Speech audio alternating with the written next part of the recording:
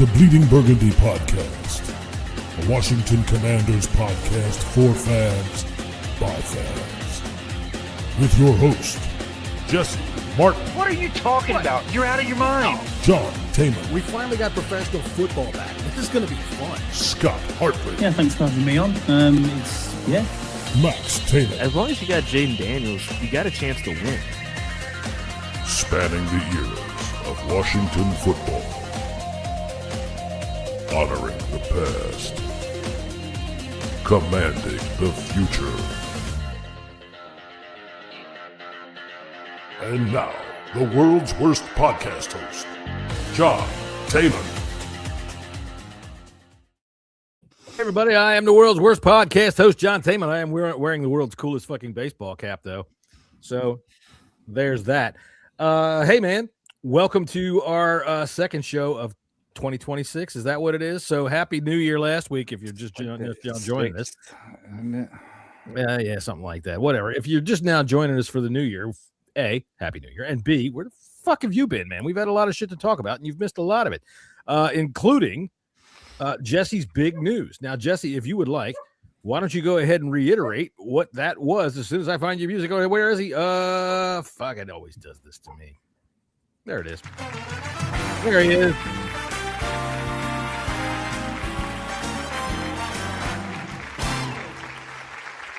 That's right. I got big news. Big news. Yeah. I mean, I know y'all are going to find this hard to believe, but I'm a straight man. Hey, Whoa! there we go, everybody, ladies and gentlemen. It's out in the world. There's half of Europe that will back that up. Half of Europe will back that up, and they did. We'll just leave it at that. All right, Jesse gets an A for playing along. Down here on the bottom right, since he's not here today, we're going to play it anyway. At a Jaguars pep rally.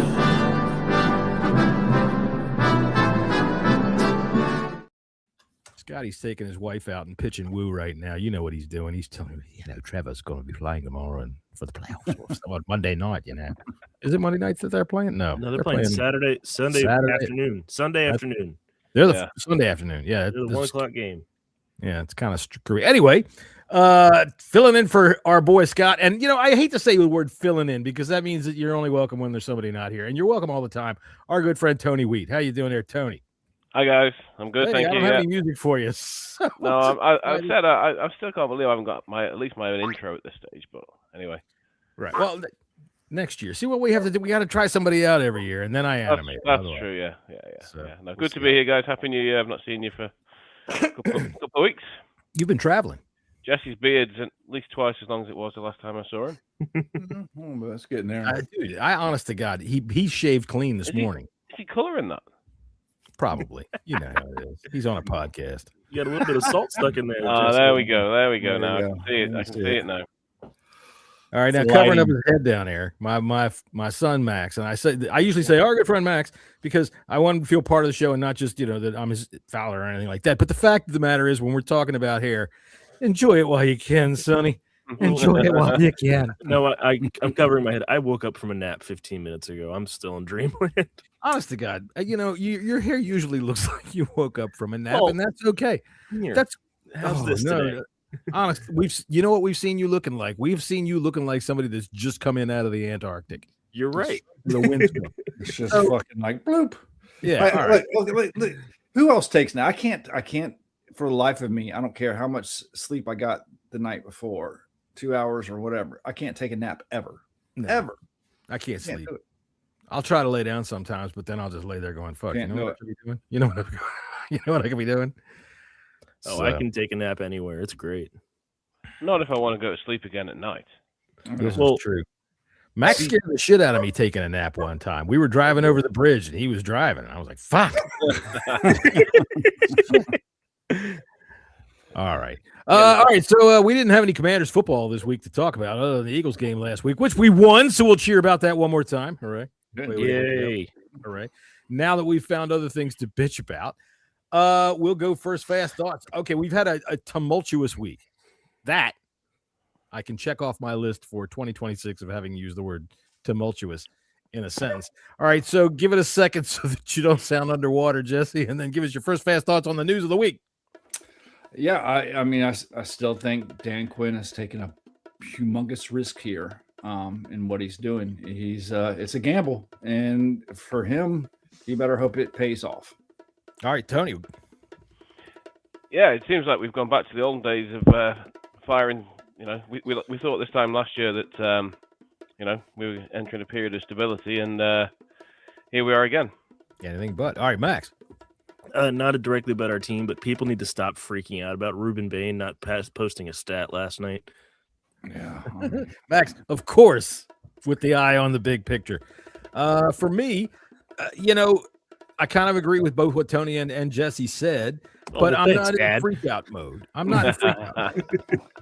What did you say? I'm sorry. You said you could agree with those two, but not me. So I'm just saying thanks. Well, no, I agree with you too, but yours was on a completely different subject. So, I'm not talking college football or draft yet. It's kind of pointless to even begin to talk about college football or draft yet.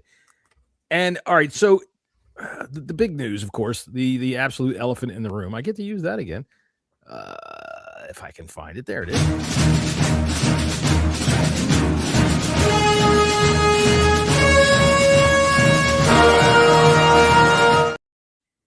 Unless I missed some fucking news, Tommy Donatel is still on the goddamn fucking coaching squad. What the fuck is up with that? Jesse. Let's just hope that, he's going to wait till we get the DC in here to fill out the rest of that staff or make some more changes. That's what I'm thinking. I think his defensive coordinator requests have gone to people that go, hey man, just hold on to Tommy Donatel. Let me kick his ass out myself. Okay. So anyway, we've got coordinator openings, obviously. And I guess we'll start with you, Tony. Where do you feel? How do you feel? What do you think? How do you think that they're approaching it? I mean, this is the section where we podcasters get to say whatever we want and try to make the narrative fit whatever we think. Yeah, I mean, I guess the major interest is the OC because the DC was everybody kind of knows that was coming. So the OC was, I think, too. I've heard multiple people say a couple of weeks ago would have been a real shock, but when it actually happened, while still a surprise, it had been talked to have been a possibility. Yeah. I know Jesse wasn't there. Jesse wasn't keen, and I'm still not. Half in. I'm kind of half in, half out because ultimately, if the sort of the insiders and the big guys are to be believed, and it was it wasn't necessarily about production. It was more about philosophical differences. Getting Jaden hurt, whether that was whether you buy into that or not. So I guess whoever the next OC took him out the game. I mean, fucking hell. Yeah, not on Cliff. Yeah, exactly. So I mean, I guess whoever the new OC is, you've the prize asset of the franchise is Jaden. You've got to bring in somebody who is going to get the max out of him, and whatever that offensive scheme is. Whoever else you may bring in with him, however they're going to draft. Assuming good health again for Jaden next year, you've got to bring in a scheme. Now, obviously, it's a new scheme for Jaden to learn, but Jaden's a hard worker, so I don't see that as being as much of a problem as some people are saying. Okay, it's a new offense, but the guy gets in at 5 a.m., so come on. But yeah, I think it's on the one hand it's exciting, on the other hand it's we wouldn't have expected to be here even 6-8 weeks ago. So I have to be honest. I'm not overwhelmed by some of the contenders, given some of the likely contenders. Right. And I'm not including Mike McDaniel in that because, like Jesse, nobody should because he's not coming here. Yeah, we'll get to that. We'll kind of touch on the big contenders for the. Yeah, I'd be surprised if he doesn't get a job. So I won't go into the names because I'm sure we'll discuss later. But there aren't that many names out there that kind of jump off the page. Max, why don't you expound upon that? I mean, really, what I'm asking you, Max, your whole life, this team has been in nothing but turmoil. So how do you approach something like this, right? I mean, for me, I've seen stability in the past. I'm the old guy. I've seen championships. He's seen championships. We've seen good organizational football.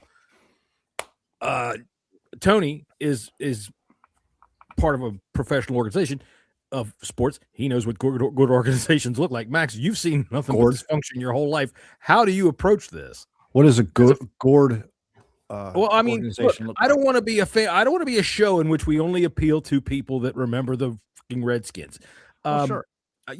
Max, you give us perspective that I don't have in terms of it's been nothing but bad with blips of good. So how do you approach this? You just kind of embrace it. Embrace it. Well, that's what it's always been for me. Suck, dude. No, for me, it's what it's always been. I go into a season. I expect 500 is to be the best. Well, that's not possible anymore unless we can win 8.5 games. I mean, I get that, but what I mean is, in my life, we've won more than 10 games 3 times. Right. So and when for you the record, I'm the going to be upheaval, 30 years old this year.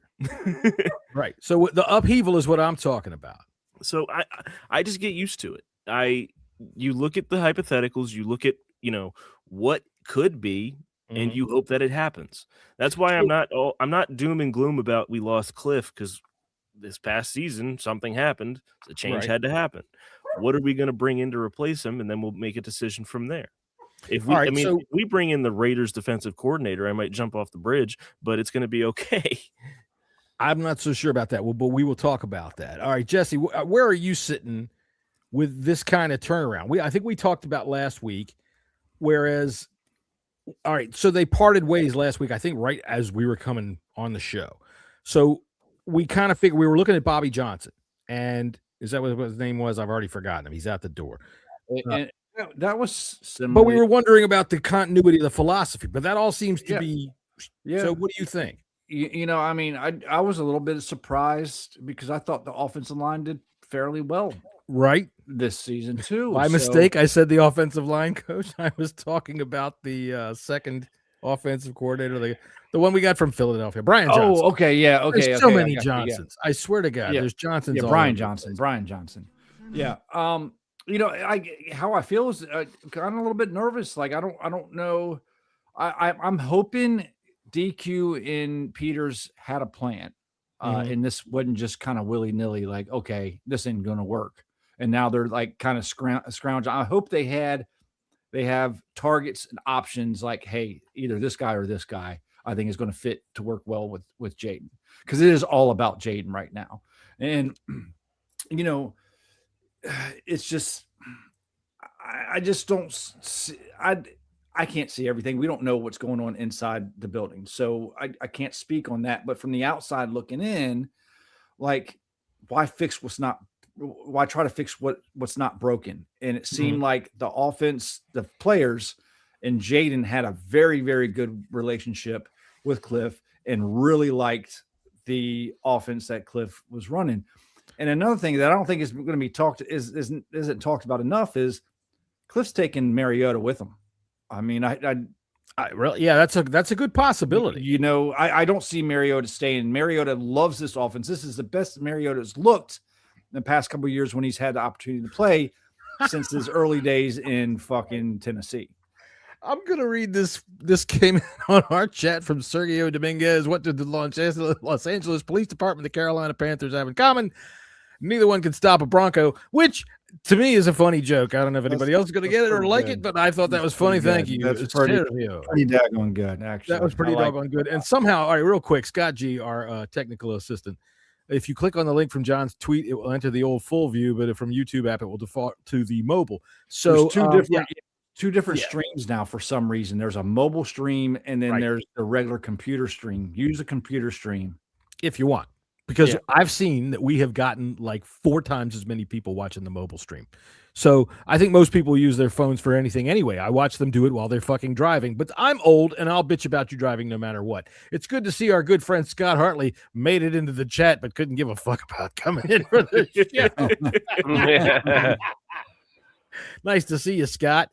All right. So from my opinion, it's... And I hate to say this because, Jesse, I argued with you last week about what the fuck is look, right? When people say, oh, it's a bad look, it's just, it takes into account too much of our People magazine's culture, right? Where, oh, if it looks like that, then that must be the worst it could be.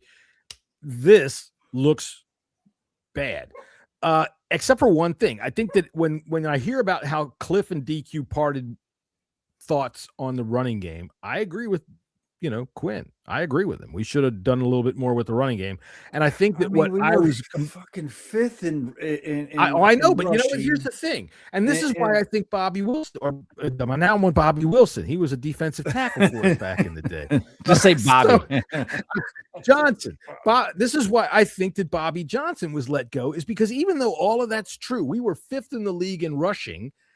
It was never a factor. It was never something that we could say, okay, you can't stop it. We're going to rely on it, and we're just going to do it, except for the Raiders game. And everybody could do that. Well, no, that's not true either. I'm not going to say that because we only hired can't listen. You got to give credence to the type of running backs that we have. We don't have good running backs.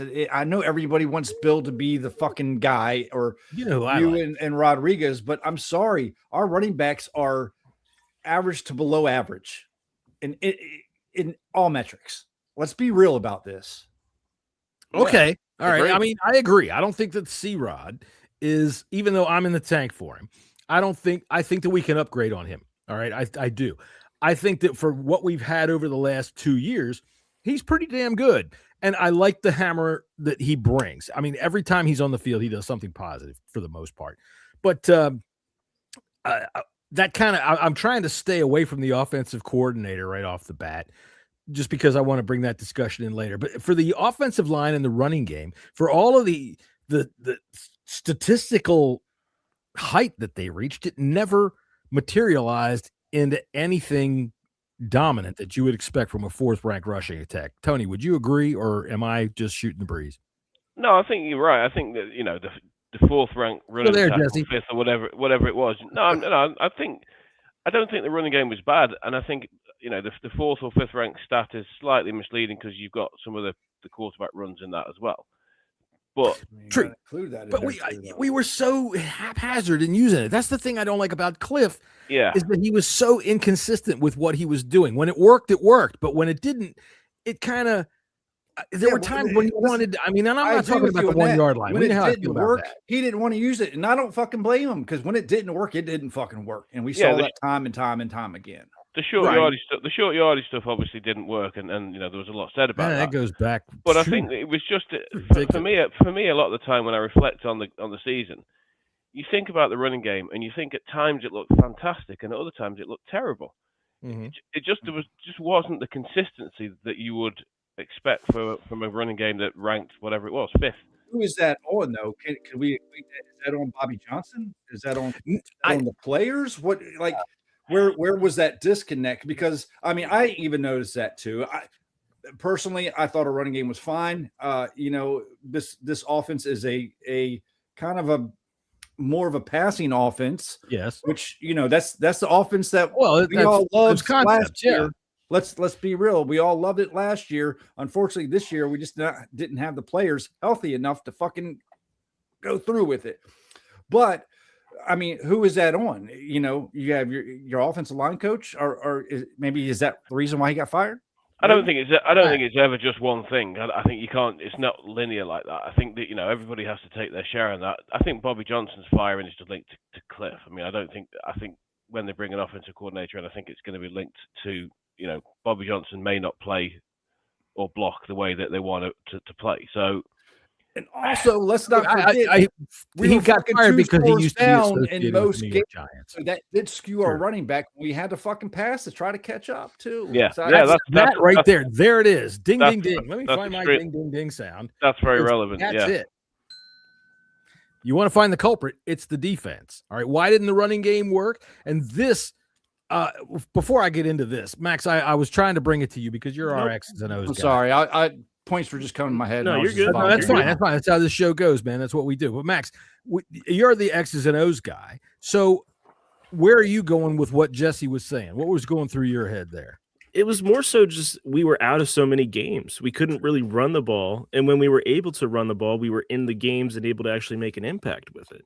But, right. I mean, if you look at when we were just our leading rusher, I'm just going to hit the lows real quick. 17 against Green Bay, 35 against Dallas, 28 against Kansas City, 30 against Detroit, 55 against Denver, 52 against Minnesota, 65 in this last game against Philly.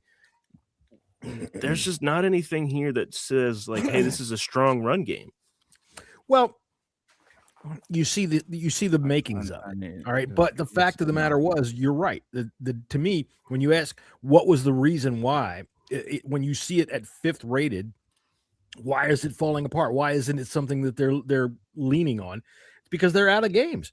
They're done with it. This is my main argument to the folks that want to draft this kid Love out of Notre Dame, at 7 overall. And it's like, okay, he's a great player. He'll look great for us, but he's going to sit on the sidelines a lot. Damn, Scott G, don't go yet. Hold on. I'm going to comment on this. Go ahead, John. Yeah, please go ahead. Put it up there. The trajectory of Cliff's follows here as his AZ tenure. Great first year, second year decline as defense caught up, lack of adjustments.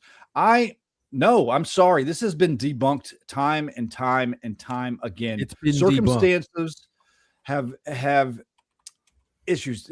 Like his offenses has been good. His defenses has been awful. And he's run the same fucking offense. Don't you think if we would have been stopped or caught on to in year 1?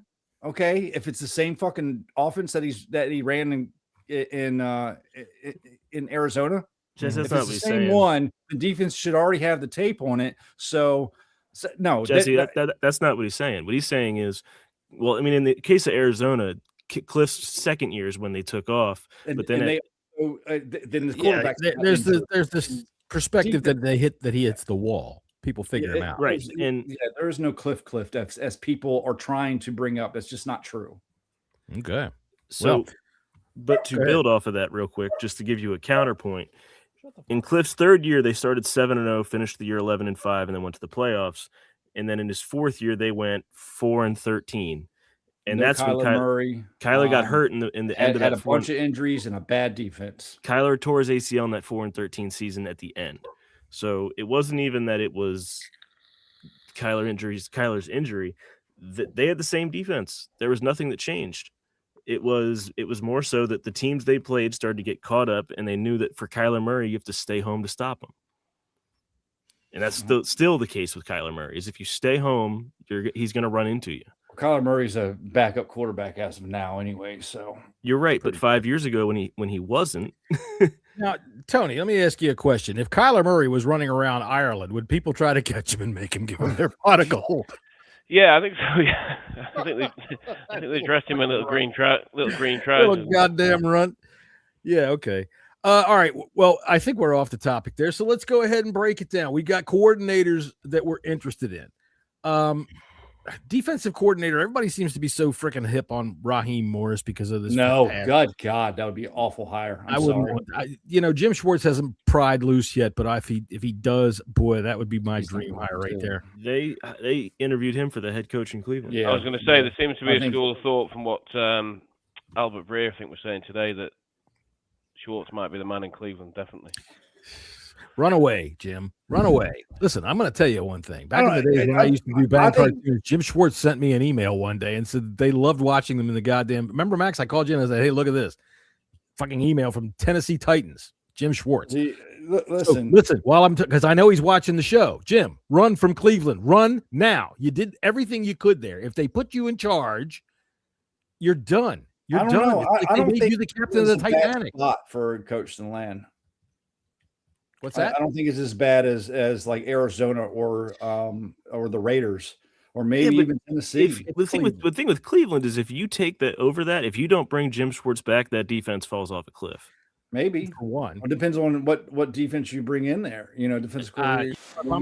If I'm hired to be head coach in Cleveland while I'm trying to sort out that offense, I keep Jim Schwartz. Let's just say, let's say Cliff got that job. He would bring Mariota in and instantly would make that quarterback room better. And just think, you've seen all this stuff about Deshaun Watson coming out lately. He's ready to have another crack at a masseuse starting job. A crack at who? Anyway, a starting job. Anyway. Oh, sorry. Listen, how long has it been since Deshaun Watson played any meaningful football? And I don't mean meaningful like as in they're in the playoff hunt. I mean like as in an actual football game. 3 years. Okay. I'm sorry. And prior to that, he sat for how long? Or he played like anything. He played like 6. That dude, no.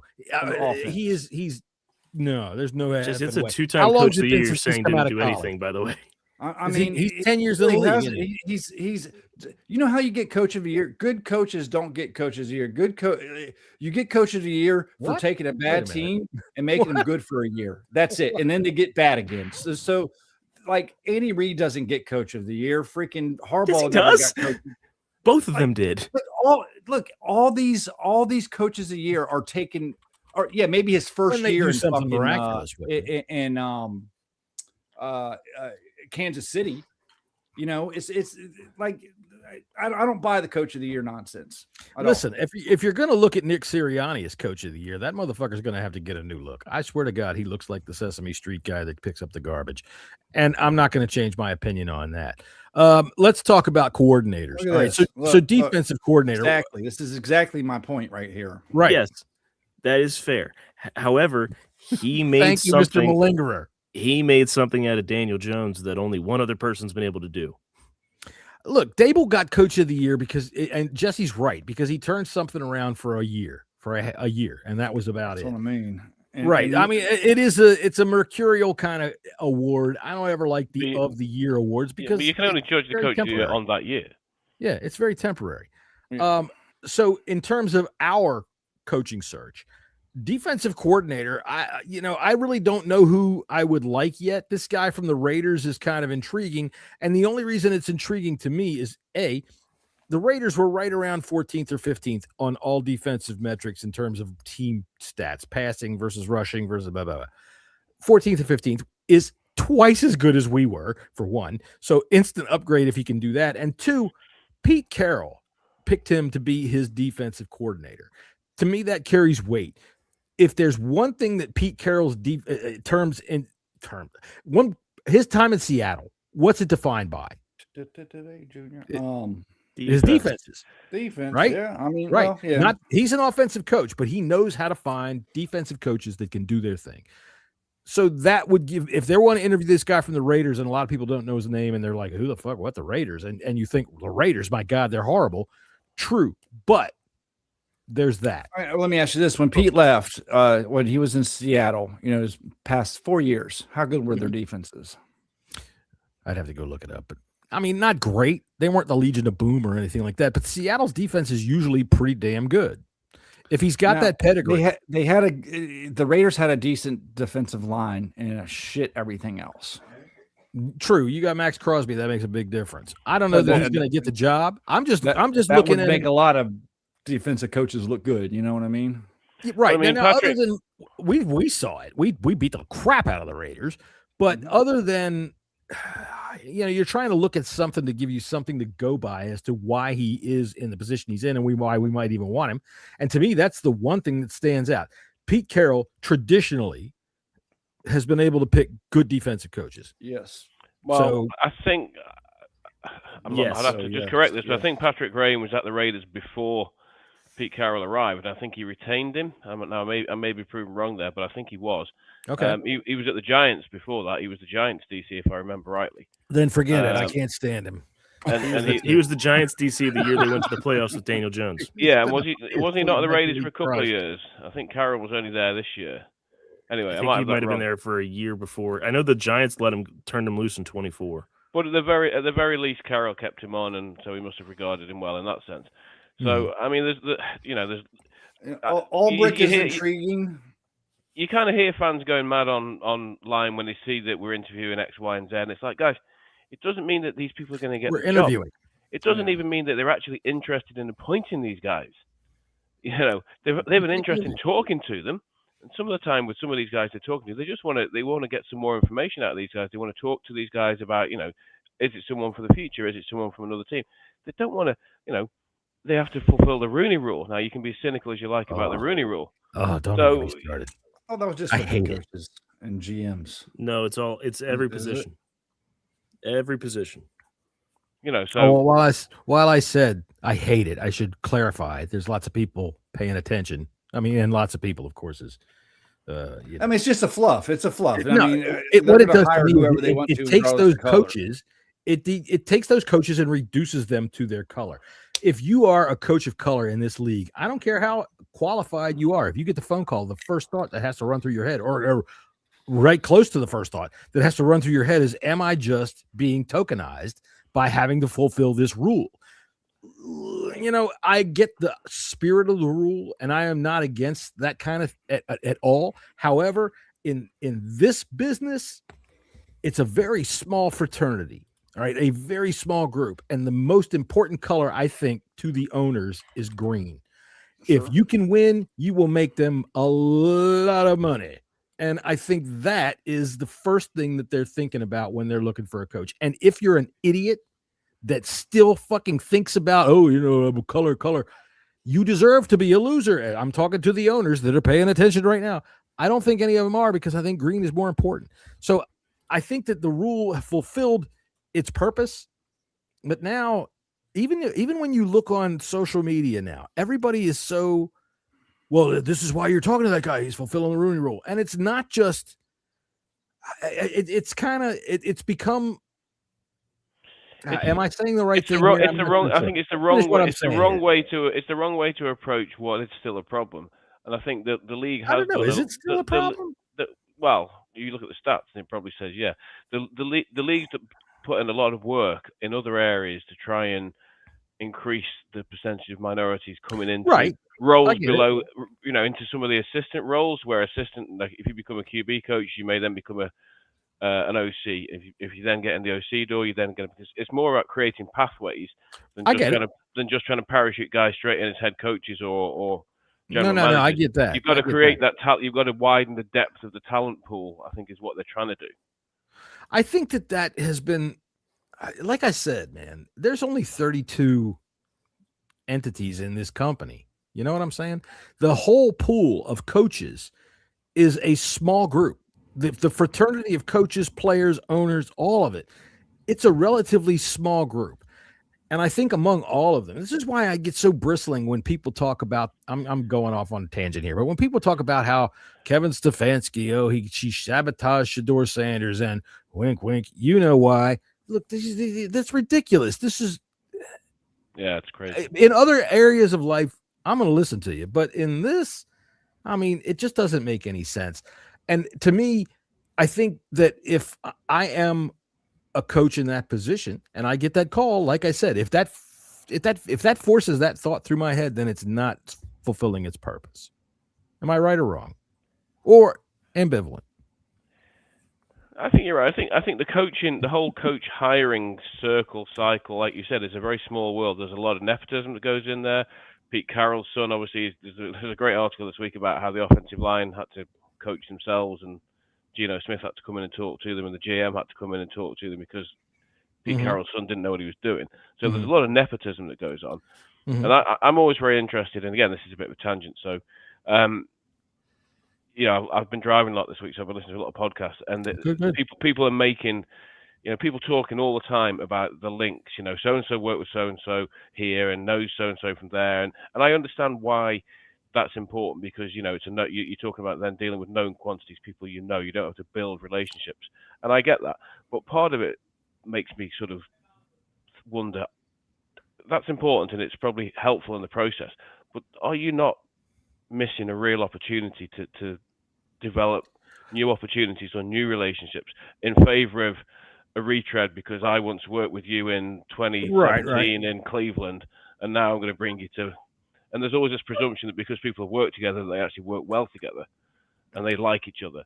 There's a lot of dots and lines being drawn. It's like the old, NYPD blue, whatever, with the...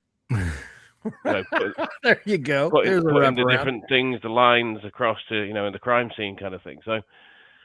Yeah. I get it. I completely get it. And you're right. It is it's a small fraternity. I think when people say, DQ only hires people he knows, find me somebody in the league he doesn't know. Everybody does that. Right. They all know everybody. Ron used to get that all the time. Right. And so I think in professional sports, the NFL, I'm not going to speak for any other sports. I couldn't possibly. And I'm not even speaking for this. I'm speaking from my belief. I think, like I said, if talent presents itself, talent is found. There's so much money on the line that I don't think that there's anybody left that's going to say, oh, you know what? He's Hispanic. I'm not going to hire him. I just don't. Anyway, I'm way off tangent. Jesse's looking at me like, Jesus Christ, would you fucking get onto some football? We did 25 minutes on the. Nah, not quite. I'm Not just kidding. Keith, for God's sakes. We got some football this weekend, gentlemen. All right, so we're going to stay away from even in mentioning the Rooney Rule when we talk about these people that they're talking to, because we're going to assume that everybody that they're talking to has been talked to because of their merit. So offensive coordinator, we talked to the tight ends coach of Dallas. What's his name? Who cares? I can't remember. I can't even remember his name, to be honest. Yeah. Okay, so why do you think we do something like that? Just to get nepotism. He worked with Dan Quinn before. But I refer you back Oh to my my God. previous answer. Yeah. I don't know. Maybe Quinn, kind of going along with what you were saying, maybe Quinn's just helping him out so that guy can go through the interview process. That's a good possibility. I don't think it was a serious contender. Or maybe Quinn thinks he's got a brilliant football mind and was like, hey, why don't you get some experience, come interview with us so you can put that in your bag for later on. Yeah, exactly. That's a very good thought. It could possibly be that they were quite interested in getting some insight maybe on the Dallas. I wouldn't say on the specific Dallas offense, but let's face it, the Dallas offense fucking rolls, and their tight end is a big part of it. So I don't think, granted, Dan knows him from the past, but it could be what you were talking about, Jesse, right there, that give him some interview. And I think that they might have actually had some interest, maybe even to bring him over. He's only a tight ends coach, maybe to bring him over in a different role. Max, what do you think of that? You haven't said anything for a while. In terms of the Cowboys guy, I could care less. I don't think it's a legitimate hire. Not as OC, but could you see him maybe bringing him over as something else? I don't think he's going to be a lateral. I think that whoever they bring on is going to try and bring on all their own staff. I also there's a sneaking suspicion in my head we're going to go internal with David Blau, whatever his name is. Blau, yeah. You know who's available and still wants to coach at an offensive line, and if I do know what you're going to say. Get somebody that runs that zone read scheme or that Shanahan scheme as a perfect offensive line coach is Bill Callahan. Bill I Callahan. knew you were going to say Bill Callahan. So He does run that zone scheme. All right, so he's the best offensive line coach available in the league, probably for just offensive line. Okay, yeah, just offensive line. Okay. Now, in terms of offensive coordinator, today's big names, of course, were Mike McDaniel and David Blau. Now, Jesse, you're dead set saying that Mike McDaniel ain't coming here. Listen, ahead. I would love for Mike McDaniel. I don't think there's a chance in hell that he doesn't get a head coaching job. He's interviewing for Tennessee Titans job next week, so it's already started. What about you, Tony? Where are you falling on the offensive coordinator? Yeah, I agree with Jesse. I don't think there's much chance. I think there is a chance. He's not guaranteed to get a job. I think he's a heavy favorite, but I think the fact that, I suppose, having said that Hall was out there now, and that that was perhaps a surprise one, but he may not get a job. So for me, Blau's an interesting one. I don't know whether it's too soon for him. Maybe he's only 3 years into his coaching career. Two. That two is it right? Well, third. That said, no way. Some people have just got it. And Blau's known to be a very sort of cerebral kind of guy, and he can't even be bothered to finish his last name. He's thinking so much. Is Blau ready yet, though? That's my concern. Yeah, exactly. That's the question. Not sure. That said, Sean McVay, everybody, when Sean McVay was appointed in 2016 with the Rams, he was 30. Everybody kind of. But remember, I know he was an OC. I know he was ROC. So it's not a apples to apples comparison, but it's a is he ready comparison. Well, Sean McVay has an eidetic memory. I don't know if anybody's seen the things about him. They kind of turn it into a novelty, but the dude does. He has an eidetic photographic memory. He can remember every single situation of every single game in every single fucking season that he's ever been a part of. And he knows his calls. It's amazing. It's amazing watching him do it. They did it like he was a circus trick, and it's amazing watching him pull it up. So Sean McVay, I think, has a step above, and I get not wanting to miss on the next Sean McVay, but at the same time, Blau a prodigy? Max, go ahead. What do you think about Blau? I don't think he's a prodigy. I just think he's someone who's just earned his time. He was a player. He knows. Yes. Go ahead. I'm sorry. Go ahead. I'm listening to you. He was a player. He knows what to look for on the field. He was a quarterback for it anyway. I think he's just going to be the internal hire if they do it. I think that Mike McDaniel, though, I don't know if he's going to garner head coaching interest in terms of actually getting offers because of how poorly his time in Miami ended. Well, everybody's time at some place ends poorly. No, what I mean is he was there for 4 years. They went playoffs, 500, 4-13. And he doesn't seem like he'd be someone who's going to coach in the Midwest. He's very much the West Coast stoner guy who's going to try and come in. Oh my God, look at him. You're telling me that guy's going to be a blue collar team? I understand, but if we're going to make assumptions off of how people look, for fuck's sake. Look at where he's coached not. before. He's not a stoner guy anymore, and he credits. And Dan Quinn helped him not. I was going to say he credits Dan Quinn for taking him out, but just because he's coached in San Francisco and Miami, that doesn't preclude him from coaching. It doesn't preclude him. What it looks like to me from him in those two places is it looks like he learned how to stand around in rich areas and beg, but that's just his choice of clothing, I suppose. Look, the thing about Mike McDaniel, he is interviewing with the Titans next week, so I heard through grapevine he's interviewing with the Browns as well. Yes, Titans and Browns so far. Yeah. I don't think that's no surprise. That's no surprise. I mean, interviewing with the Browns is like digging through somebody's hamper. Thanks anyway. It's the second, third best opportunity out there. Well, I mean, they say that, but let me tell you, the Browns have the same kind of ownership we had. All right, maybe without the perversion that's been discovered yet, but the ownership in Cleveland is not very good. So I don't know. Stefanski lasted a while. How long? He lasted a while, but what was he able to accomplish? And there's always just something. And I'm sorry. When you talk about how the Commanders have been snake bit, that team has been fucking snake bit until I see somebody do something with it for more than 9 months in a row. They're snake bit. They ran Baker out of town and they brought in Deshaun Watson. And Deshaun Watson has played all of 20 games since he's been on the Browns. They knew it. Cost them that's the whole kind of what I'm talking about. Guaranteed money. That's what I'm talking about. That's the kind of idiot moves they do. Well, yeah, but even so, it held them back. It's a fully guaranteed deal, which means they had to send a check for $240 million into escrow. Yeah, well, if they didn't use it, they get that money back though, since they restructured it. They should have had a clause in there that said if you stick anything from the freaking practice facility up your rectum, you do not get a dime. And then they would have been clear. You know how I feel about it, Jesse. We've been doing this podcast together for a long time. And I said when it happened, I hope it blows up in their fucking face. The money they get, how they structured that. Oh, I mean, they ruined the league. They fucked it all. Luckily, I think the rest of the NFL kind of came together and says no more of this shit. Good. But they attempted to ruin the contract flow when it comes to quarterbacks. Right. And they came close to doing it. They came real fucking close to doing it. Well, Lamar tried and got stuffed. Yeah.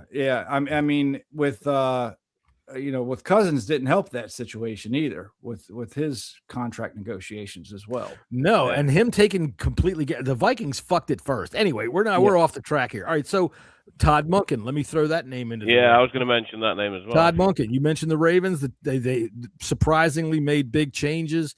Todd Monken is out. What would you think of that, Tony? Oh, there you go, Max. Go blow that snot right. Thank you. I wouldn't be opposed to Monken because he's obviously used to working with a mobile quarterback. He'd get him on the move. The Ravens have, generally had a strong ground game as well. Obviously, they've had Derrick Henry the last 2 years, which helps. So it's an intriguing one. One that came on the radar today that I was looking at and heard about today was about Mike LaFleur. Okay. The Rams OC, who's obviously he's not calling plays in LA, but there's another one is that the guy? Is he the passing game coordinator? No, I think he's actually the OC. Rams. He's the Rams OC, but he doesn't. Right, because there's another name that the Rams passing game coordinator. He's got a funny name, and I don't mean to say that in any way, but if you look at it and you go, yeah, that's kind of goofy, then you know what I mean. You people with funny names, you understand. I do. Well, yeah, exactly. Your name is Wheat, for fuck's sake. People go. I've "Hey, been called Weetabix most of my life. there you So go ahead. my Tony. name is Taman. You know how many times I was called Gaiman when I was in fucking junior high school? Didn't even think of it. Tate man. You didn't think about it? So- Thank God. Real quick, just so we can touch back on this. So Deshaun Watson, all of his contracts editing was for last season.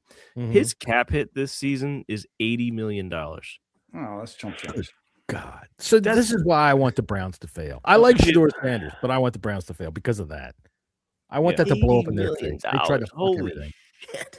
They really did. And if I had it available, which I don't, and in fact, I just deleted it like a week ago, I'd put up again all of the songs I wrote about Deshaun fucking Watson sticking things up his ass. Jesse, you remember that? Oh yeah, That was good some fun times. shit. All right. So Todd Monken, Jesse, what would you think of him? Yeah, no, I'll pass on that. I think Yeah. you need a running back like a Derrick Henry to really get a good Like grasp it. of There's his- no running back like it. Exactly. I'm sorry. There's not many offensive coordinators that really sound appealing to me that would make me think that getting rid of Cliff would be a mistake. I'm sorry. I don't know. There's just not Was it a nothing get out rid there. of Cliff or Cliff just deciding, okay, we're not going to get along? I can understand it when two adults look at one another and go, okay, we've got two different ideas about this. It's not going to work. And they just go, okay. Well, that's how That's they're what trying it sounds to like portray to it. me. That's how they're Yeah, trying to portray it. Now, whether that's true or not. Whether But that's true or not, Jesse, it- Monken was there before they had Derrick Henry, and that was the year they were the 1 seed in the AFC. Who was their running back? before they and had that's Derrick Henry? also when he totally shit the fucking bed in the playoffs. I mean, yes, and but threw also- the ball yes, 50 fucking times. you're right. In Yeah. the last game, they messed We up. gave up against Kansas 55 City. points in the playoffs. But- And let's just let's be real. They haven't really made a run. They didn't make playoffs this year. I think were they one and done last year, or they won one playoff game last year. They won a playoff game, then lost to the Bills they on the lost to the road because Bills, Dick but- Hans So- Andrews dropped the ball in the Mark end zone. Andrews, yeah. But- Like, Right. I'm Dick sorry, he Hans just doesn't Andrews. do anything to Lamar won an Gizzards. MVP under him. How about a Brian Callahan, Bill Callahan double? I'll take Bill. I don't know about Brian. Yeah, there's another name that was mentioned today when I was listening to something. So I suppose he's got he's got head coach experience as well as OC experience. I do but, think we need to run the Shanahan offense, though. I think we need to. I think Jaden would do very, very well in that that zone scheme. I would love for McDaniel to not get one of these head coaching jobs. I just don't see it happening. Even if he does not get one this cycle, next cycle, he probably That- would. and he'd that's be back in the that's something same that spot. you got to worry about. You know, yeah, you're right, losing. so- you're going David to lose him Black. again. And David Black. My angst is not about Jaden learning the offense. Of course he can. He's a very, very smart kid, like very, very smart. But you want to try to at least have 2-3 years of continuity. Consistency, right? Yeah, but Jesse, do you think if this year went the way we thought it would, Cliff would be gone anyway? Probably not, but that's still He might be getting a head coaching offer. That's I what think I it- mean. He'd be that's- getting. I think he's going to get a head We'd coaching be going offer with anyway. Johnson, whichever Johnson it was that I meant that we were talking about. But in the first that's place. Jaden had fucking 3 healthy games. I He still played Right, 7 games this year. Yeah, but We're Yeah, acting he like finished- he the, finished game. fourth. that for this is no only reason. happening because we failed. It was, hey, this is going to happen even if we succeed or not. We were worried to hell about this last year. That we Cliff don't was gonna, necessarily know that though. You're right. We well, don't. I but- think we were all excited that we were building the team with the succession plans in mind. We were building the coaching staff with those kinds of things in mind. We were whichever Johnson I was, Yeah, whichever one. Johnson or maybe even Blau, but it did not work out like that. So Right. All right, so Blau. Let me bring up Blau because I like saying Blau. I think it's kind of fun to say Blau. But the kid's been a assistant quarterbacks coach now for 2 a years. year. Yes, 2 This is the seasons. second year. It'll be his second year come February. All right. Yeah. He was hired in 2024, February 2024. So he's been a year, 2 years. 2 seasons done. I think think that's that- making a stretch, making him an OC right now. Well, okay, so I'm going to go to my good man, John Keim, because he's who I listen to when it comes to factual stuff. They like him. They like him a lot. Mm-hmm. And this is coming from him. and that they kind of think of it in a way. Well, now I'm going to take this off of Kime now because I don't know that he says this, but I'm saying this. They kind of think of it in a way that of the McVay thing. They don't want to let the next best thing get away. It's not lost on them, these graphics that come up all the time that show all the great coaches that were under our fucking wing and are now good coaches out in the NFL. Even though we could sit here as fans with knowledge that's and the most understand why those graphic things of happen. all time. I'll say it again. That's the most overrated graphic of all time. It is, but it also shows. Well, see, here in DC, as fans, we somehow look at a positive coaching tree as a bad thing. Jay Gruden built a positive coaching Very much tree. did. I mean, And Go also, get Jay we should give Gruden him as a credit for fucking that. offensive coordinator. when we hired Jay Gruden, he was the McVay. Like, Right. Now, Yeah. so the thing about Blau is, if it falls under, they don't want to lose the next McVay. Okay, I get that, but this notion that the fans have amongst us that Do you gamble and take that chance? This is the normal NFL matriculation of a coach. They don't go from assistant quarterback coach to offensive coordinator. There's time in between where they learn more under different coordinators. Most of them go elsewhere to become successful. McVay is a way outlier, right? He's not your typical guy that makes his way up through the ranks and then becomes a head coach. McVay started as a He's a prodigy. He did fucking McVay was a assistant to a tight end coach to the coordinator. Right.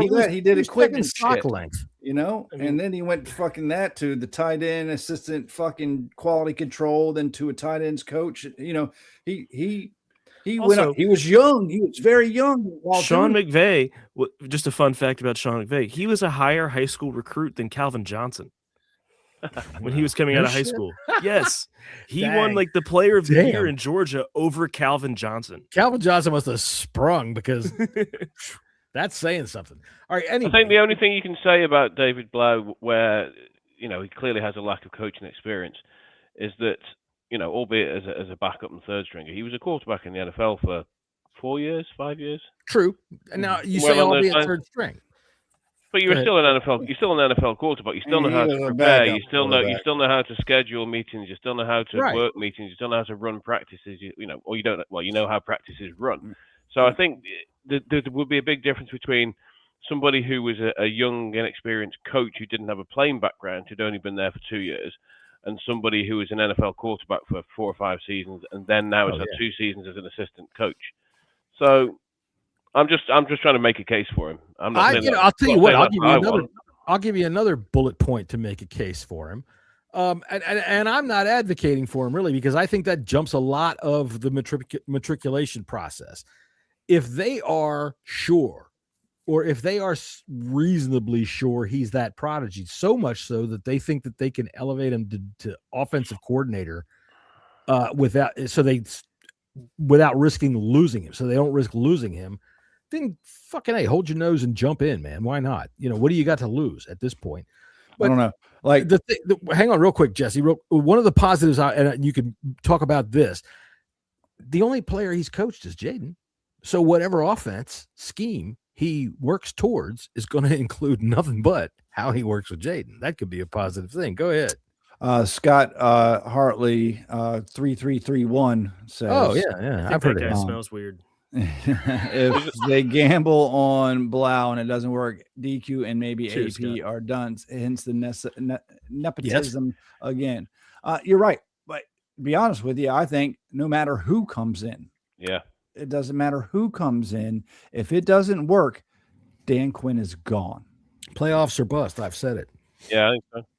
Yeah, they've got to get in. You had a great year, and then you had this fucked up year with a lot of excuses.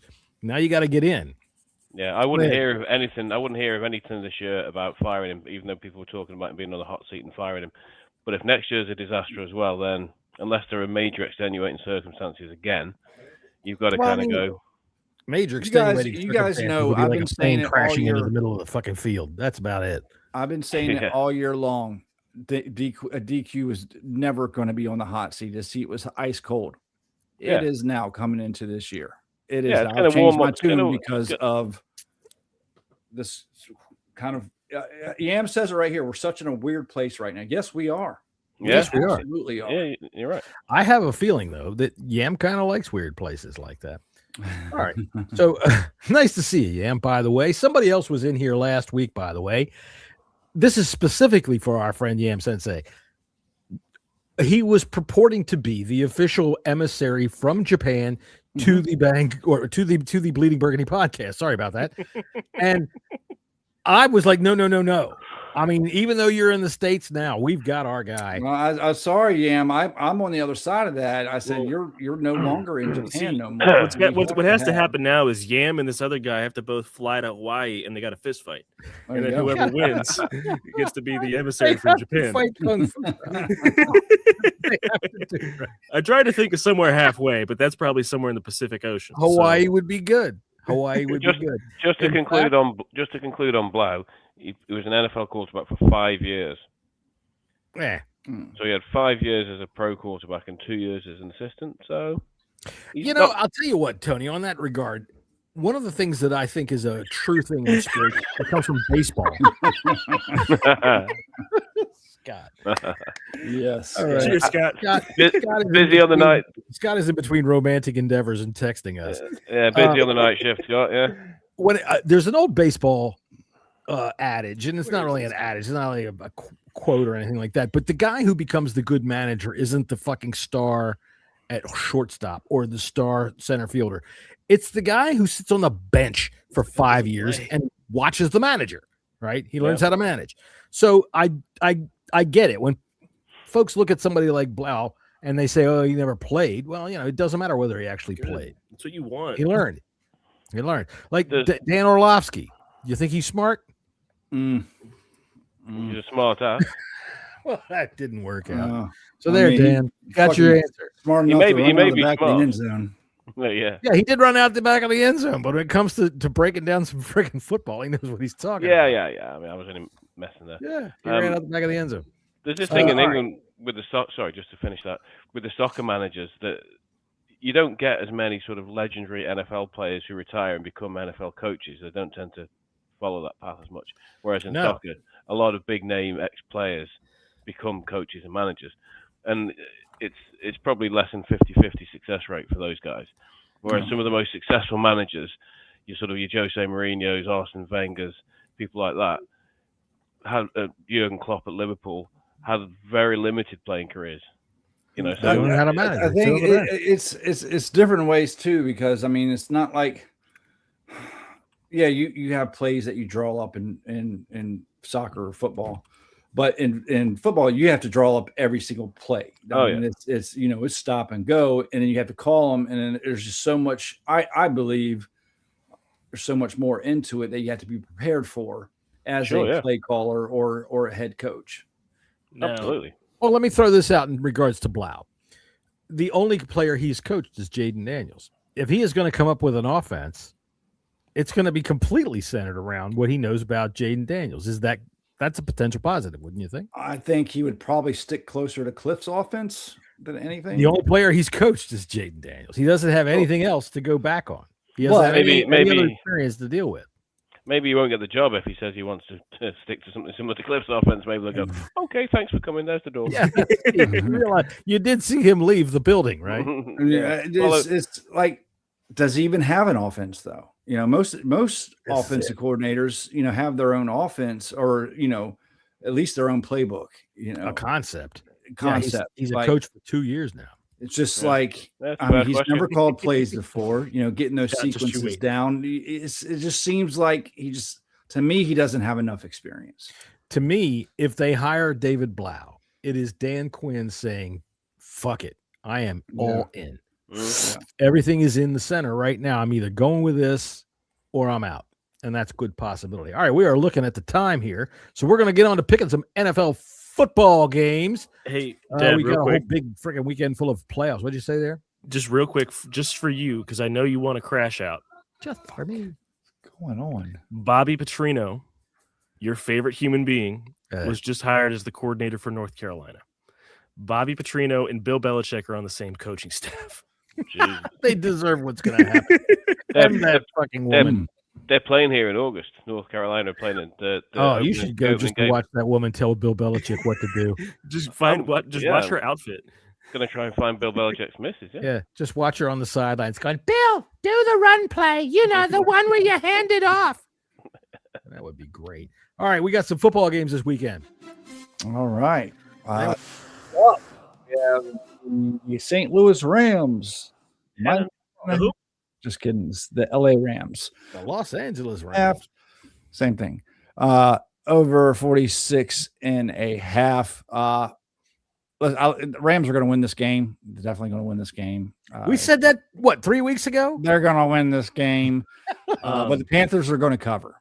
And that's why they're going to win this game. So I will say I did a little bit of line scouring. Bryce Young's pass yard over under is only at 192.5. I saw that. That seems low. That was very, very tempting. Also, I went the under. Rico Dowdle at 46.5 is low. And Matt Stafford, his over under for rushing yards is half a yard. If he can't get a yard, dude, it's been that every game that's since insane. Forever. No. Don't be stupid. Don't bet on that. I tell you what. On. No, it's that every game, and he never gets it. That's crazy. He doesn't run. If he gets a yard, it's amazing. Just do what. It's that every game. Trust me. Matt Stafford has 1 yard rushing for the season. See what I'm saying? They put him up with a half yard over under every game, and they think somebody's going to come along and go. He's got 29 carries, 1 yard. There you go. I'm telling you. Don't. That is a money suck right there. All right, Tony, who you got in this game? Well, I'll go with the Rams. I mean, we said that they lost to them 3 weeks ago or 4 weeks ago, but I can't see Lightning striking twice. If anything, they'll be, double alert for this one. I agree with Jesse. I think they'll cover. All right. I would say I agree, wink, except that if I say I agree, wink, then the Panthers do whatever I say they're not going to be able to do. The Panthers, they have fucked me so many times this year. So, wink, the Panthers are winning this game and they're covering, wink, which means I'm betting the Rams. Fuck yeah. Rams will win. I'm taking the Rams, but I'm taking the over in this game. I don't know that I'm going to give him 10.5. When you talk about Bryce Young and his yardage, dude, that dude could put up 300 yards and they can win 30-6, or he can put up 75 yards and they get the shit kicked out of him. Yeah. It's too mercurial. When you get into the playoffs because of the Saints, you ain't going any further. Yeah, the Rams have got to win because I heard that. That was so weird. I don't know what the fuck that was. Oh, that was my dog playing with his new fucking chicken toy. That was coming from my house. Oh, is it really? Yeah. John's dog is in Jesse's house. You heard it. See if there's any Girl Scouts in your basement that need water. All right, the Packers and the Bears. The Packers are favored by 1.5. Finally, the Bears were favored at first coming into this week, I believe, but finally the odds makers changed the line, rightfully so, and have the Packers favored by 1.5. Over under is 44.5. Gave me the Packers covering money line and the over. Adunze is coming back for Chicago this week. Yeah. And I think the Bears are going to win this game flat out. Adunze's line is only 36.5. That's very low. Adunze hadn't played in over a month. It's cold. I mean, that's fine. 36.5 isn't a lot. There's no Dontavion Wicks for the Packers. So I think Jaden Reed at 35.5 is an interesting number as well. That is a good number right there. What about Christian Watson? Christian Watson's like 56.5. I mean, what's he play? He's playing. Ready to go? He's playing. He's been good for but also Caleb Williams' rushing line is 21.5, and that seems low as well. This game has very low. I expect this. I would go with the under in this game. No. Well, the forecast is the snow flurries and strong winds blowing up Lake Michigan, so this is going to be a bit of a battle, I think. Okay, I'm taking the Bears in this game. I think I'm taking the Bears. No, I'm taking the Packers in this game. I'm taking the Packers. I'm laying the 1.5 points. All right, Jesse, you got to jump over. John's picking the Packers.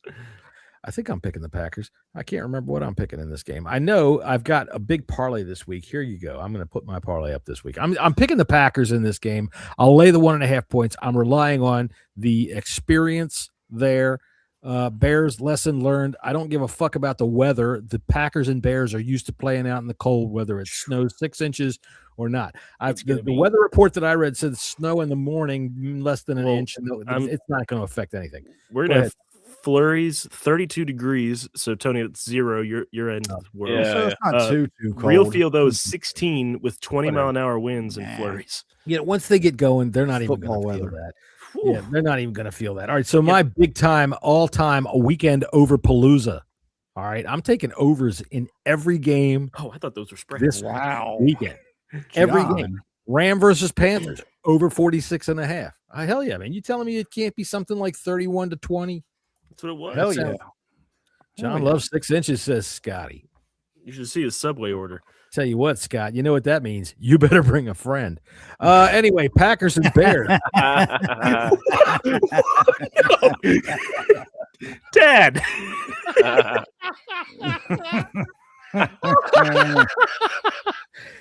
Sorry, Max. You've done it now. You've done it now, Scott. All right, it's Panthers and Bears. Packers and Bears plus 44.5. Yeah, I can see that. What you're talking about at 44 is 24-20. Absolutely. I can see a 27-24 game in that game. Bills, Jags plus 51.5. I think everybody's on top of that. Everybody's expecting a lot of points. 49ers and Eagles plus 44.5. Yeah, I think that's too low.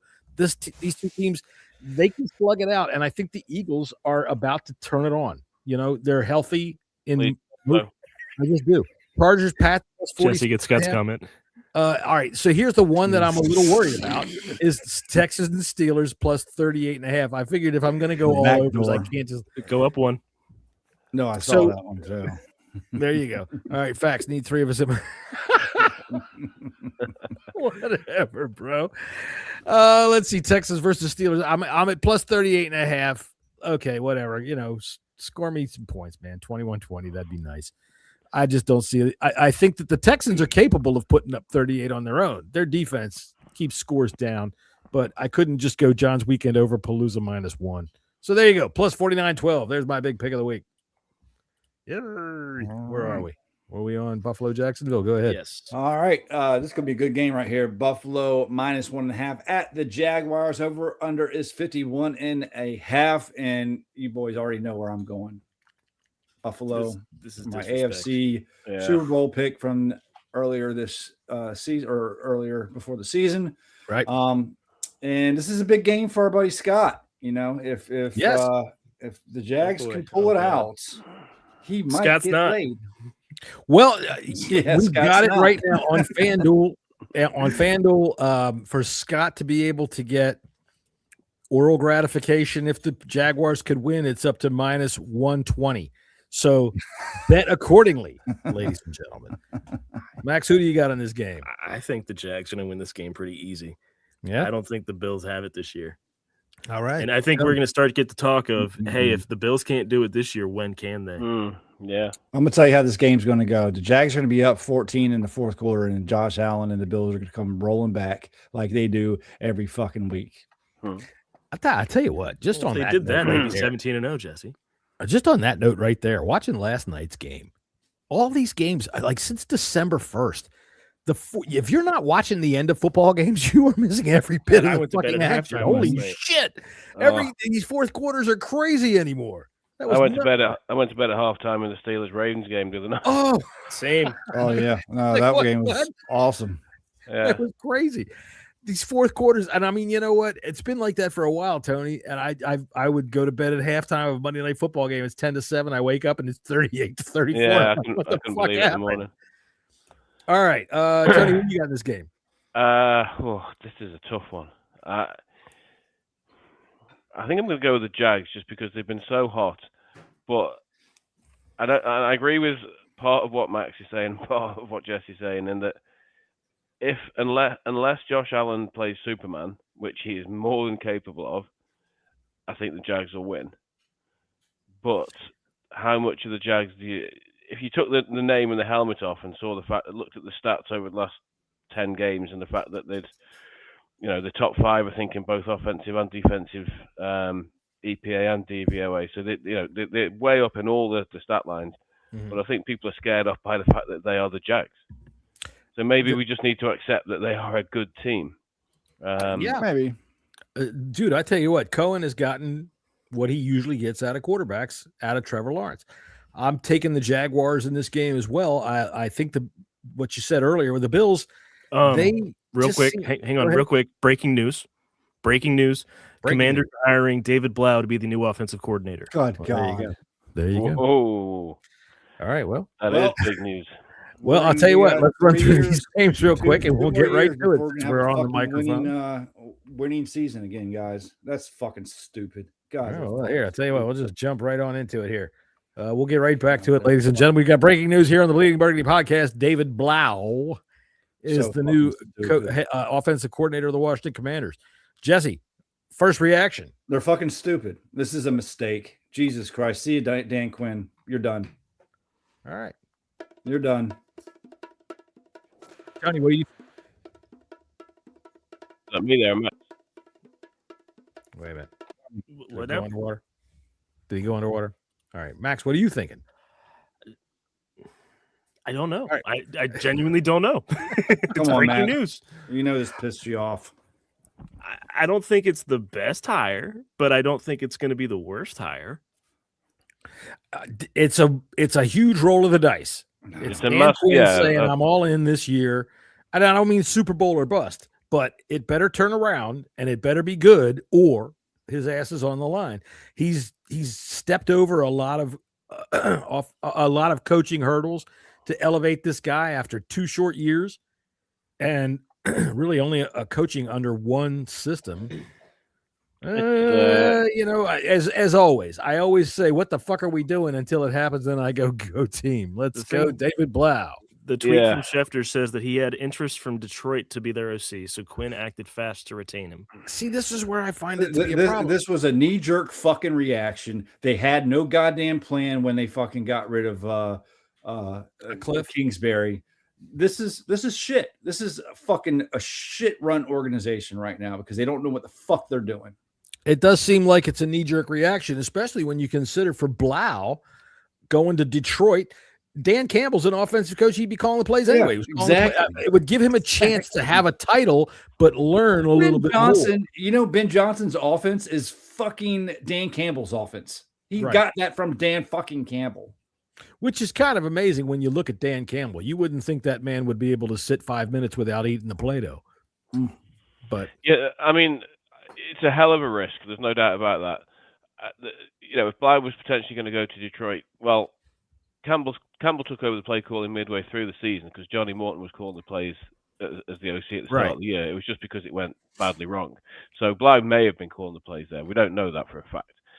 But it's a huge risk, and I can only assume that they've already spoken to McDaniel and been told that he's going to get a head coaching job. Yeah.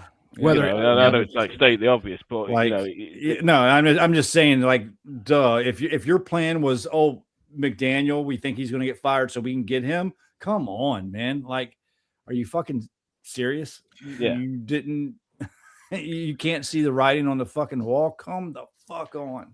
There is the benefit of saying that with Blau, possibly we could get some continuity for more than a year. Because if you did hire McDaniel this year, chances are next year he's going to want to get back in the head coaching pool, and he'd be going. That's when you bring Blau in. What's as that? As you said, Jesse, just what we don't know now at this stage, unlike what we would have known about most of the other candidates, is what his offense is going to look like. Now that actually might work that might work in our favor.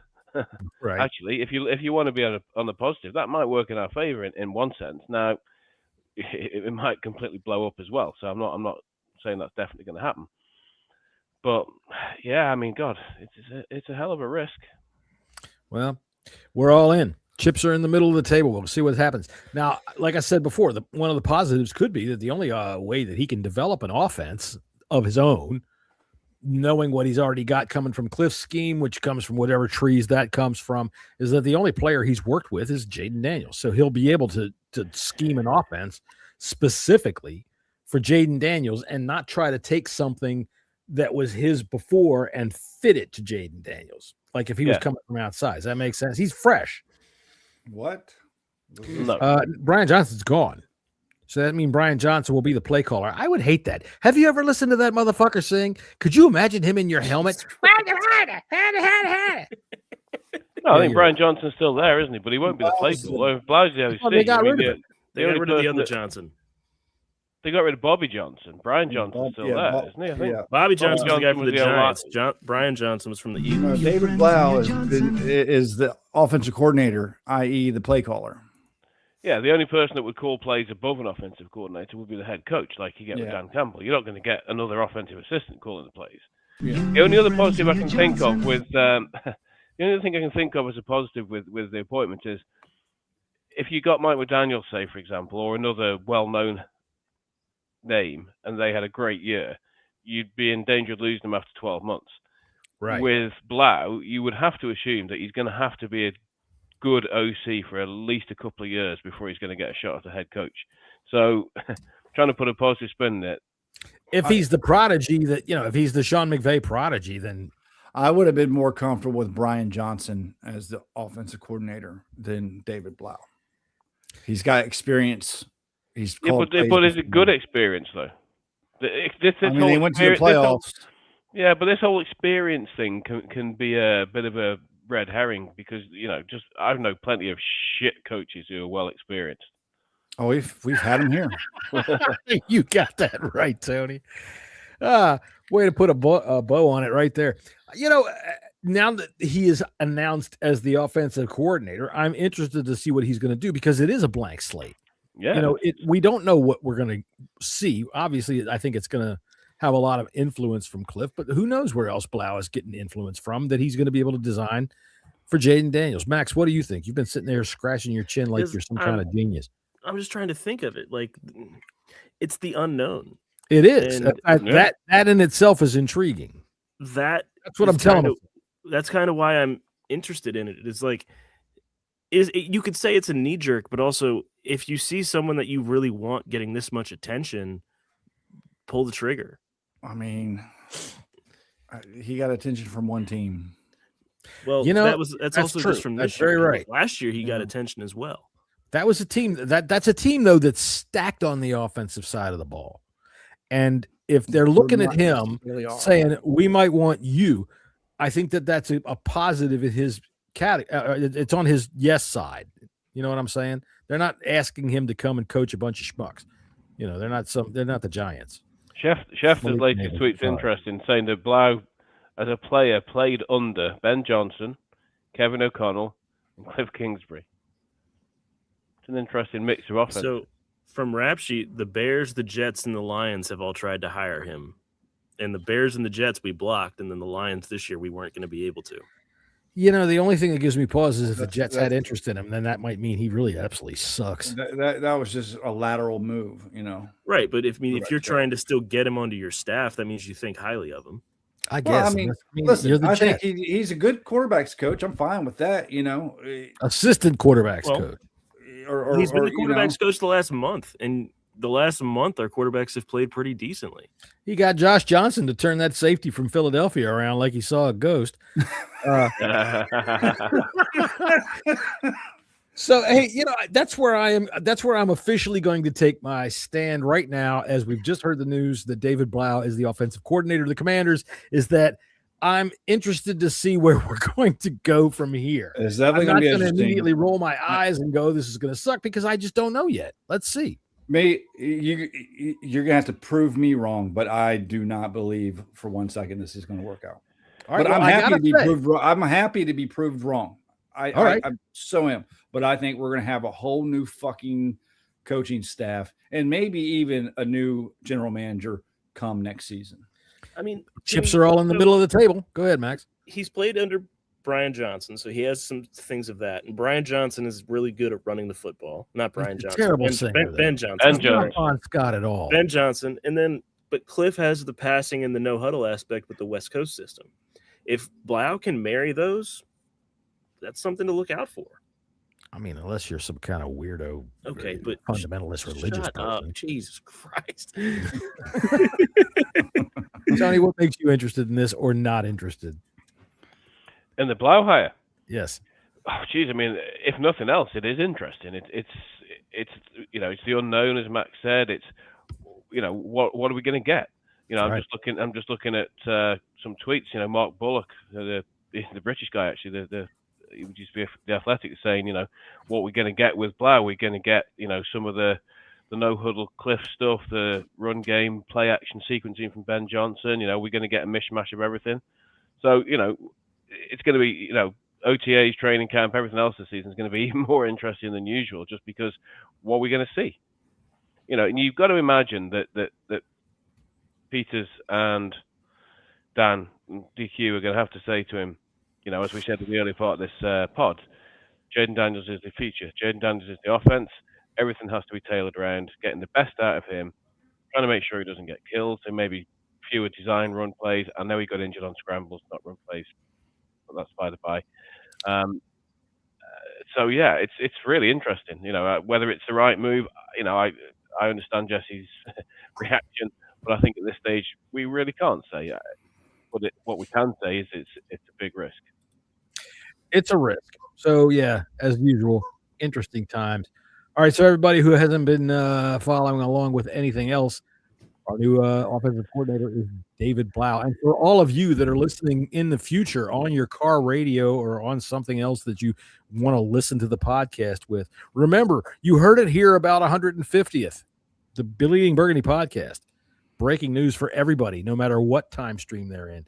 All right, we're going to go back to the Buffalo-Jacksonville game. Are we all good on this? Jesse, you've got a big parlay in this game. We're going to call this the Jesse, let's get Scotty some butt play parlay of the week. Right, we're working on this, Scott. You know, the Jaguars are in the playoffs, and if you are new to this show, Scott's lovely wife, Karen, is a Jaguars fan from the get-go. She was on this chat a half an hour before we put up the show and said, go Duval. So she's into it. Scott, you know what that means, right? Come on, dude. You can do it. You can do it. All right, so this is Jesse's big let's get Scott some butt play parlay of the week. Yeah, we got old Trev with 200 plus passing yards and over 1.5 passing touchdowns. You got a lot on this parlay. What's that? You have a lot on this parlay.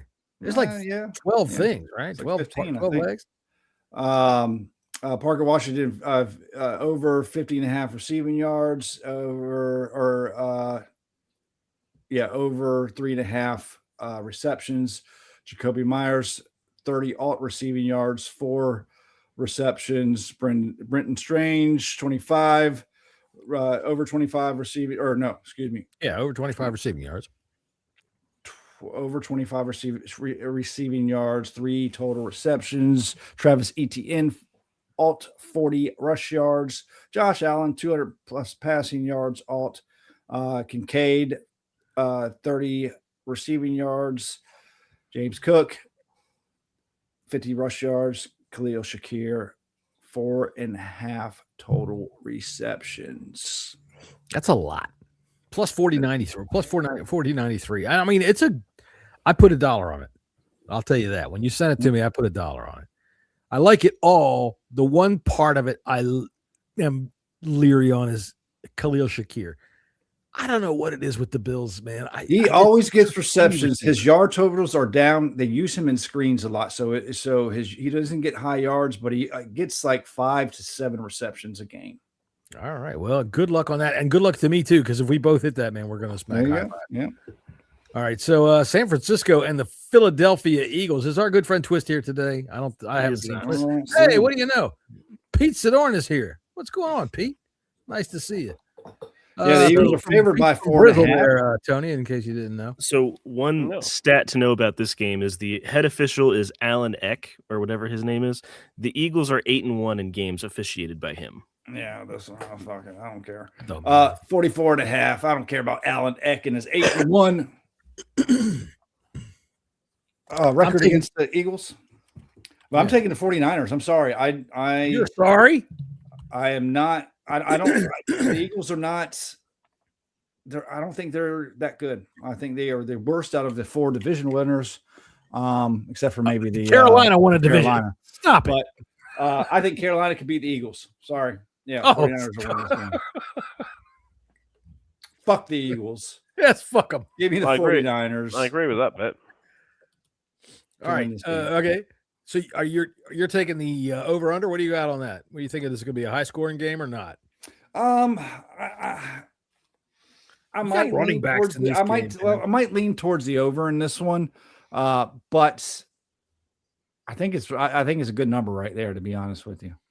I'm going over in this game. I can see this game being a shootout and an interesting kind of shootout. Like McCaffrey runs off a 40-yard run, followed by a Saquon Barkley 60-yard run, something like that. All right, Tony, what do you got in this game?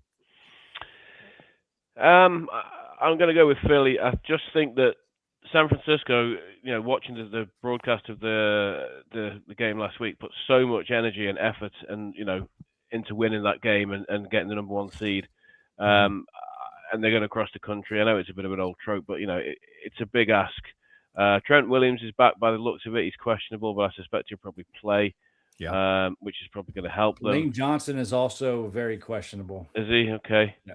I know Philly's offense. I was talking to an Eagles fan about this yesterday at work, and he's just really concerned about Philly's offense, and it needs to step up. And I think it will enough that the Eagles will win.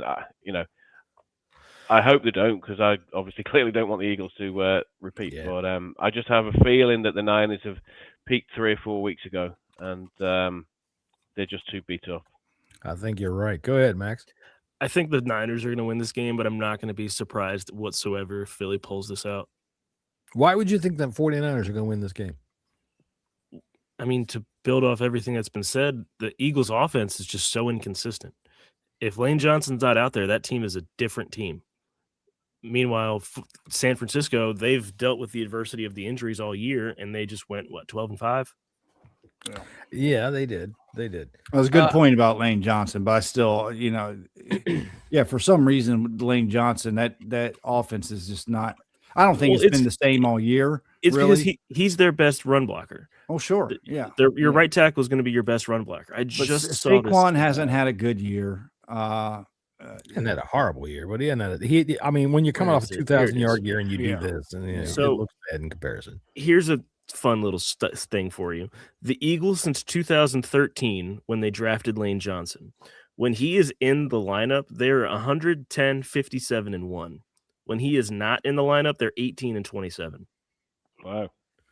For the same matter, the 49ers since 2020 with Trent Williams are 61 and 32 with and 4 and 13 without. Yeah, that I've seen makes that one, sense. I think before, but yeah, I'm taking the Eagles in this game. Super Bowl champions. I know. Okay, good. Yeah, take the Eagles. Go ahead, take the Eagles. Fuck it. They've had a tough schedule all year long. They've been tempered by tough games. They've been tempered by tough games. San Francisco had a chance last week to avoid going on the road all the way across the country. They failed. I think you're going to see a big game out of AJ Brown. What's his line? 64.5. I would take him over 64.5 yards if that's is that pages read out of his book on the sideline. Look, man, I am never going to sit and in judgment of a reader. Okay, on the NFL sideline, Dad. Whatever. If he's got to do that to center himself, I don't want the Eagles to win. Don't get me wrong. There was a lot of conversation on social media this week about who are you rooting for. I'm not rooting for anybody in these playoffs. I like playoffs when we're not involved for just watching good football. But anybody who's playing against the Eagles, that's who I'm rooting for. I'll be rooting for San Francisco in this game. I just don't think that they're going to get it done. Give me the Eagles, lay the 4.5, over 44.5. AJ Brown, over 64.5, if that's the number. But that's as high as I'd take it up to. And I think that's it for that game. My last one. 2 more. All right, Chargers and the Patriots. Patriots favored by 3.5. Go ahead, Jesse. I'm taking your thunder here. Yeah, the Pats are favored by 3.5. Over under is 46.5. If anything, I'm definitely going over in this game. I think this is going to be another good game. Both quarterbacks have had a hell of a year, and Chargers are starting to get healthy. I mean, they got Hampton's back, but Patriots, man, I want the Chargers to win, but I think the Patriots might squeak this one out, but it's going to be a close game. What do you think, Tony? Yeah, I think I agree with Jesse. I think the Patriots, a lot's been said about the easy schedule that they had, but you can only beat the teams in front of you. Exactly. Don't think they're as good, perhaps, as the record would indicate. However, I don't think the Chargers are that great either. Even having Hampton back will obviously be helpful. It could be a great game. It could be a shootout. But I think the Patriots will probably just about edge it. What do you think, Max? Let me get the weather. It's going to be 35 degrees. The Patriots are going to win this game. It's going to be close. The Chargers, all of their lines are very low. Hampton's rushing line is only 46.5. I think that going across the country on a Sunday night into New England, Drake May is going to arrive. Drake May is definitely the key. He's been one of my most consistent bets this year is to take Drake May and whatever over on his passing yards. It hits almost every time. I'm going to go with it again. I'd also take the Hunter Henry over. I think it's like 30. I'd take him over 30. If it was up to 34, I might take that. Maybe even 35. You're at 44.5. 44.5 for Hunter Henry? Yes. Ooh, I don't know about that. That's a little high for my blood right there. Just to build on the Chargers being low, McConkey's 39.5. He's been up and down so much this year. Keenan Allen's 33. Quentin Johnson's 36. Gadsden's 31. For passing, where's Herbert's at 225. Gadsden got hurt last week, didn't he? No, he just came back last week, I think. I thought he ended up last week. I mean, I don't think he ended up leaving the game, but I don't think he was completely healthy. I like him. Yeah, it's January. No one's completely healthy. All right, so I'm taking the Patriots in this game. I'm going to lay the 3.5 points. I'm going to say it's an over 46.5 points. Give me Drake May and the over. I just think that the roommates West come out here into the cold on a Sunday night, and they don't like it. Well, yeah, they're the roommates West is the Chargers, roommates East is the Jets. So, yeah, give me the Patriots in this game, and that's where I'm going. I'll tell you what, though, Ohio State backfields, that should be interesting. Omarion Hampton versus Travion Henderson right off coming together. That should be pretty good. Hampton didn't go to Ohio State. I thought he did. He went to North Carolina. You're thinking of Judkins, aren't you? You're thinking of Quinshon Judkins. You know what I'm thinking of? Fuck if I know. All right. Yeah, that's the whole bottom line of it.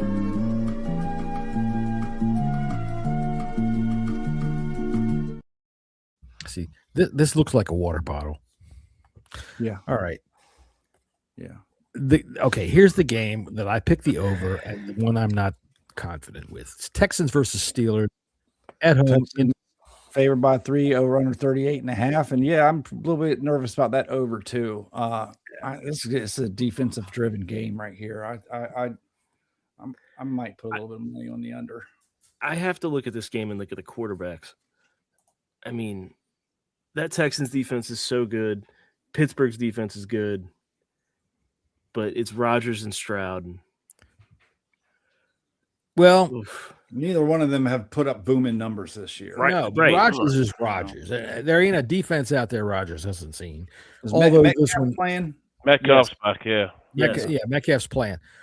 I would tell you what, if there's one prop bet that I like, it actually there's two I like in this game. It's Freiermuth over 43, I believe it is 43.5. Check it out. Check it and see. 34.5. I'm looking at 34. All right, I'm dyslexic. 34.5. I love it, Freiermuth. Okay, because the Texans defense is so fast.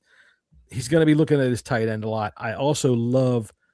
Here I lost his name. Not Jalen Warren. The other one for Gainwell. That's right, Kenneth Gainwell. His receiving is like 32.5. I'll take that. Give me the over on that, and give me the Texans. I'll lay the 3, and I took the over because everything had to be an over. I don't want to, but I'm going to say Pittsburgh. In the cold, I think they're going to freeze Houston out. It's going to be cold in Pittsburgh. Whatever. Defense loves cold. I think the Texans edge this game out barely. I'll take the under. And I think Aaron Rodgers will say he's coming back again for another year. It's not going to surprise me if DK kind of goes off this game. They might just throw it to him just to say, hey, fuck you, blue hair guy. And I think for the rest of America, fuck you, blue hair. Who is it? Stingley? Is it Stingley? Yeah. It's Derek Stingley. He's good. He's good. Don't get me wrong. Good. He's good. But So I think that's going to be a good matchup right there. I feel like DK is going to get there. I think their Texans are going to drop a lot back in zone. I don't think you want to man up DK. It's the pass rush. That's with them. They flow to the ball so god blessed fast. Even if you throw it, whoever's got it ain't going any further. And I don't think that Rodgers is going to have a good time trying to get the ball off. I say it's Rodgers. He's seen every defense that there is, but I don't know that he's seen one that's this fast. Yeah, that's the thing. They're so fast.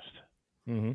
I'm torn on this one as well. I might just roll time's sake one more time, go for the Steelers and Rodgers, just because, I mean, it's going to. Why not? Is this year the year they finally win a playoff game?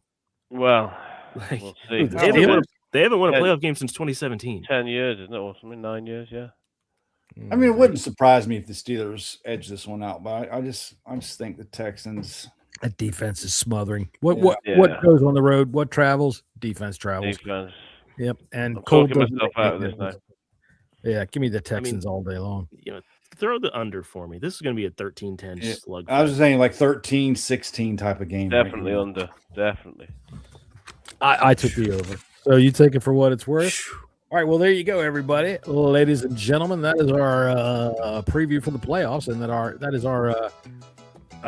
We talked about the Commanders. We talked about all kinds of stuff. And hey, we'll be back. I guess next Friday. Next Friday to pick divisional round. Wow. Yeah, probably react to a new defensive coordinator. We might be here earlier. We might be back Tuesday to talk about David Blau and what other hires we have. You never know. It's that time of year, so. We might see you Tuesday, but we'll definitely see you Friday from here on the Bleeding Burgundy podcast. I'm John Taman, and that's about as professional as I get. See you later.